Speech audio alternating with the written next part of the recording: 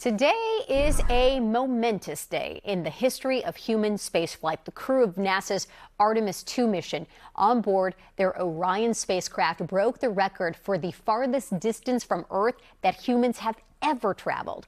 The astronauts started their sixth flight day with a message from the late Jim Lovell, one of the first astronauts to fly around the moon.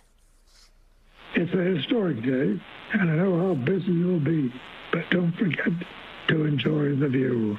Good luck and Godspeed from all of us here on the good Earth.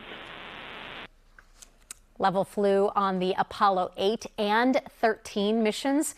The message was recorded a few months before his death last August. Today, the Orion capsule's lunar flyby will travel more than 4,000 miles beyond the record set by Apollo 13 56 years ago. And here to join us on this historic day is former NASA astronaut Stephen Robinson, a man who's no stranger to space himself. Steve, you've spent more than 48 days in space before.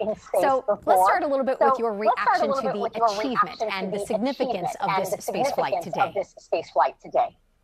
Well, anybody in the space, first of all, hello, and thanks for paying attention to the Artemis mission. Anybody who's been in the space business finds this one of the most thrilling days of their life. You know, I'm old enough to remember Apollo, and Jim Lovell was a friend, you know, and here is this crew of four circling the moon, going looping around the moon.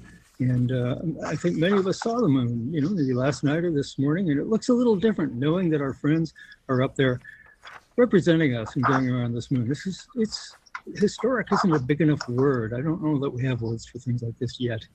But when you heard the astronauts describing what they see, that's an incredible thing. The human eye, the human brain, and then the description of what they can actually see is something that brings us all there and humanizes the whole effort.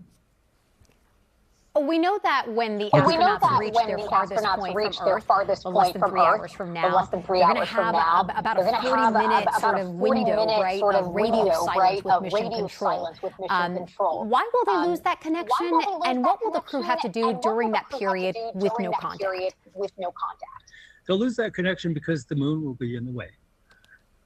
And it's kind of neat to have that physical problem, you know, that the moon will actually be blocking the radio signals. That happened during Apollo, also during lunar orbits, and but during that time they will stay busy testing out their spacecraft. You know, everything in that spacecraft is new, and the life support systems especially are kind of obviously need to be checked out, need to be run basically perfectly. Now, things are going to happen. This is a brand new flight, and very little has gone wrong. It's just been wonderful. But there will be surprises along the way, and this is why you have humans on board, to deal with the unexpected. This is an incredibly capable crew. Each one of them individually has a spectacular background, tons of training. Do you know that between the four of them, they have a sum total of 60 years of astronaut training to prepare them for this flight, and then working together as a crew. You've never seen a team so working in such a harmony and so cooperative and collaborative. So they'll be busy during their pass when they lose radio. In fact, from my experience of being in space, I've been on 4 missions.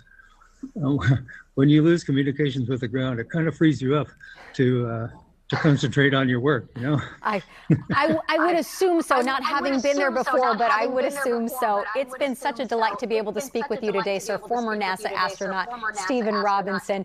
We appreciate you working with us. The kinks here on this Earth, just like out there in the universe, it all happens with technology, sir. Thank you very much for your time. We will continue watching the Artemis II mission tonight as it travels around the moon and begins the long journey home.